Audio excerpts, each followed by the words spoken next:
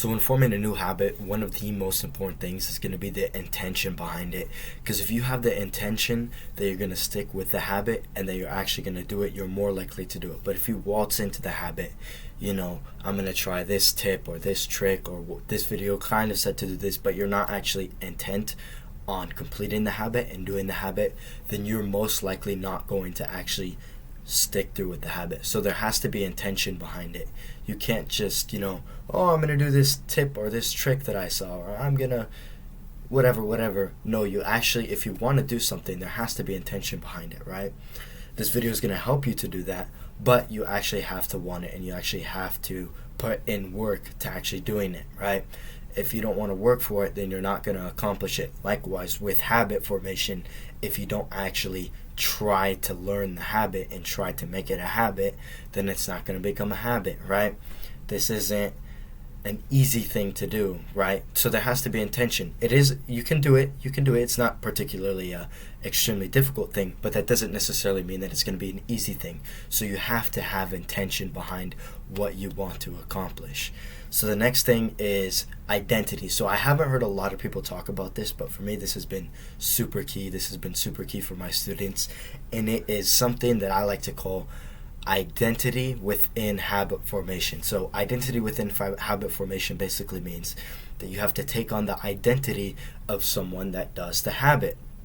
So let's say that you want to start meditation in the morning. You have to now take on the identity of someone who meditates. So you don't have to start calling yourself a monk, right? That's not what I'm saying to do. But what I am saying to do is that you now have to view yourself as an individual who meditates. You're not someone who I'm gonna, who's trying to start meditate, or I'm gonna, try to make this a habit. No, this also goes directly, hand in hand with intention. You have to be intentional, but also the intention now isn't just intention, it's identity. So you are someone now who does meditate. You are a meditator. So now you have to go and do what you do, right? How crazy would it be for a professional athlete, any sport, let's use football, right?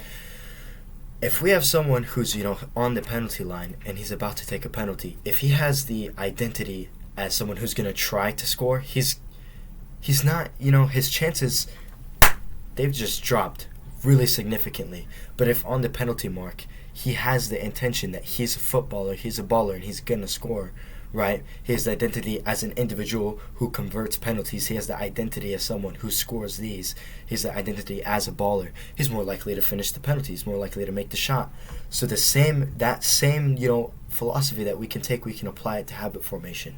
If you want to meditate, you're someone who meditates and meditates consistently. You have to take that identity on. Even when you miss, if we have an individual, let's take that scenario, let's say he misses, he has three opportunities to take the penalty kicks, the spot kick. He misses the first two, right? If he has the identity on the third try that he's just gonna, I'm just gonna try and score this time. No. He still have the same identity that he's gonna be able to convert the spot kick, and that's still gonna help him, right? Even though he missed the first two, now he made the third because he still kept the identity and he was still persistent and he was intentional and he had the identity that he's someone who actually converts these kicks. So that same philosophy applies even when you mess up and you lack consistency. You still have to ingrain and have the identity that you are an individual who meditates, or whatever the habit it is that you want to start to begin. This video is more entailed to beginning a new habit as to stopping new habits, or breaking bad habits. This is more about forming good habits, but at the end I'll give you some tips for breaking bad habits. But for starting a new habit, you have to have the identity of someone who meditates. If the goal is meditation, for example, and I keep on saying it because it's super important, you don't have to have the identity as I'm a monk now. That's not what I'm saying. But the identity needs to be, you are a meditator. I am someone who meditates.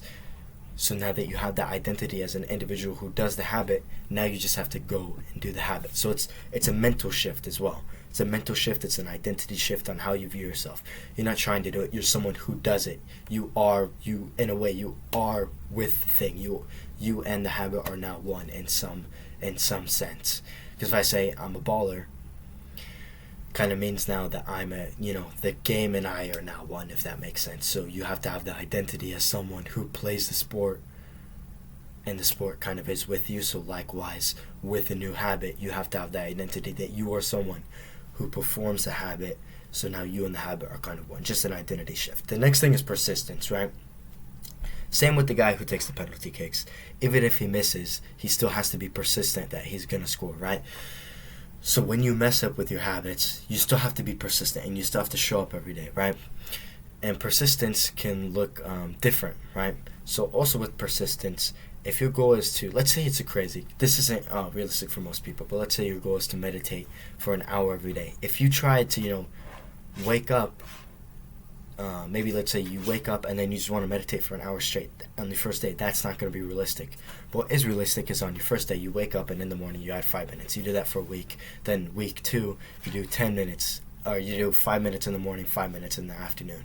And after a week, you're like, so this has been, 3 weeks, you're consistent. 5 minutes in the morning, 5 minutes in the afternoon. Then slowly over time, over, maybe the course of 3 months, you actually get it to where you can do one, sit down daily habit where you just meditate for an hour straight. But if we told you on day 1, we want you to meditate for an hour straight, that's not realistic. But on day 1, if we tell you 5 minutes of meditation in the morning, that's more realistic, right? Because let's take the gym analogy. Let's say we take someone who's never gone to the gym before and we load 200 kg on the bench press and we just tell them to push, right? They're literally gonna die on the thing, right? The thing is gonna crush their neck and they're just gonna suffocate and die. But if we tell someone, take the just bench the bar basically and have them train with the bar, and then over time, over the course of, let's say, 8 years, right? Let's say we take a kid and over the course of 8 years we take him to that point where now he can bench the 200 kg over like 8 years. But if we told him on day 1, bench the 200 kg, he almost dies, but someone saves him. And we just had him keep on doing that for years straight, trying to bench the 200 kg. He'll make a little bit of progress. He'll make more progress than the guy who doesn't come to the gym. But he's made so little progress in comparison to the person who's taken the bar and slowly added weight over time. So there's a small gap between him and someone who isn't trying at all. But then from loser to guy who tries to do the 200 kg versus the guy who's trying to, slowly add weight over time, there's going to be a huge difference, right? So you have to progressive overload. Slowly over time, you have to increase the habit and make it more difficult until you basically reach whatever goal you're satisfied with. That, is the habit, right? So meditation is just an easy one for this because it's like you can meditate for longer over time as you get better, with the consistency and with the habit, which is why I like the meditation. But it can be anything. Gratitude journaling. Maybe you write one thing in the morning. Then, a week later, you write 2 things. Then, 2 months from now, you're writing 10 things. And then the month after that, instead of writing 10 things, you write like 1 paragraph. Then the month after that, so like 4 months now, you write like a whole gratitude page in the morning consistently, and it's fun and it's easy. But you got to that point, after a certain amount of time, after just writing, the one thing. So these things take time. You can't go in trying to do the most difficult, most advanced version of it. You have to slowly progressive overload. So, but you also have to be persistent, right? You miss a day, you have to still try the next day. Showing up is very important. So with showing up is, I guess, consistency. You have to attempt to have consistency. If you don't attempt to have consistency, then you're going to fail. If you miss a day and then you give up, the habit isn't going to happen, right? Starting new habits aren't like the most difficult thing in self-improvement, but they're not. That doesn't mean that they're not easy. So what this means is that if you miss a day, you still have to show up the next day and try again, right? Let's say let's say you're doing the gratitude journaling, you write down your journaling thing, then you miss a day, but then the next day you have to show up. Okay, you have to show up. And what's very important is, this is a very key thing to take to heart right now.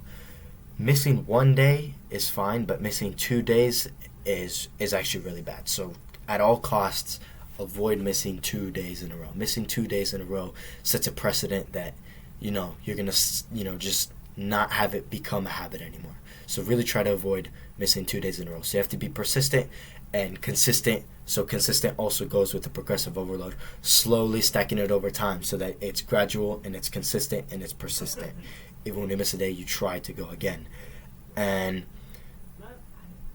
at the end here, I think what I have to say is that at the end result, usually most of the habits that are difficult at the beginning become desirable and enjoyable at the end. If we take someone who's looking to make a complete fitness transformation and we look at like a 5-year journey from someone who's overweight to they lose weight, they bulk, and then they shred, like they cut. So we take like a fat individual, and then we take them to an athletic individual.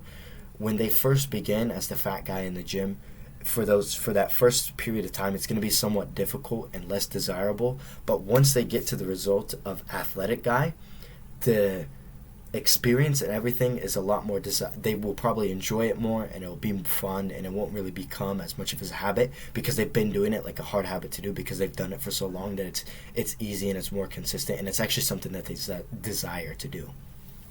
So it's difficult in the beginning, but over time it becomes, for most habits, it becomes something that you actually enjoy, and it becomes fun over time as you get good at it, right? And that could look like different for different people, right? If you're extremely obese, right, and you go through a fitness journey, it might actually be, over 2 years that you're not enjoying it. But then you get to a certain threshold where you actually enjoy doing the thing. So the finale is that you actually, most of the time, 99% of the time, after you become consistent with a habit over months and years, you actually desire to do the habit, and it's not really like a difficult thing. It's just a habit. It just is. It's just fun. You know what I mean? So that's, in the end, it's not always going to be difficult. It gets better over time, and it gets easier over time, right? Just like press-ups. If we have you do 100 press-ups every single day for like 2 years, at the start, those 100 push-ups are going to be easy. But then like 2 years, when you can just do 100 push-ups in a row, it's easy, you know what I mean? It's not as difficult. And even though you don't necessarily build up a strength like you would with weightlift, like the push-up analogy, like you would with, obviously you get better at a habit as you do it more in a way, but it's not like that. It's just that I would say that it becomes habit, it's a part of you, and it becomes more fun, not necessarily just from doing it. It's just that it's a habit, so you've done it for so long that it's fun now. Yeah, this video is actually a fairly medium length video, but I'll end with this, with the how to quit bad habits. I think it's the same thing here. Becoming intentional about stopping the habit. Having the identity that you're someone who's not trying to quit, you're someone who has quit. Having that identity. Persistence. You do the habit, but you have to continue slowly over time. Like we said, progressive overload, progressive deload. Slowly over time, you're doing the habit less and less and less. And you have to be consistent, right? Less and less and less. If we just tell you to quit one day, you're probably not going to be able to do it.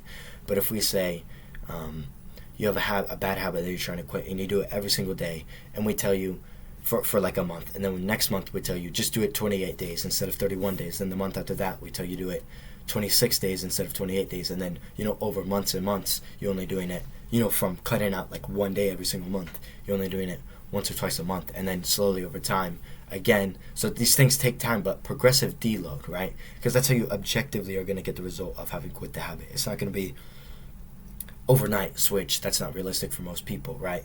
Just like the idiot who's trying to bench the weight that he can't, we can't tell you to just stop it in one day. It has to slowly over time, progressive deload. And then finale, just like how usually a good habit's desirable at the end. Once you've quit a bad habit, it's somewhat undesirable and less pleasurable at the end after you've quit it. So I think it's just a reciprocal for both of these here. And also the consistency. You do it, you don't just give up and overindulge in the bad habit. You slowly over time track it back. You know what I mean? So that's what I have to leave you with. I run a school community called Renegas Academy where you can get one-on-one coaching from me with forming habits, getting in the gym, getting healthy, speaking well, whatever you need help with in your self-improvement journey. We have a community of other guys in there, constantly teaching, lots of courses in there, lots of great things. It's an awesome community. If you like this video, I highly recommend you join. Peace out.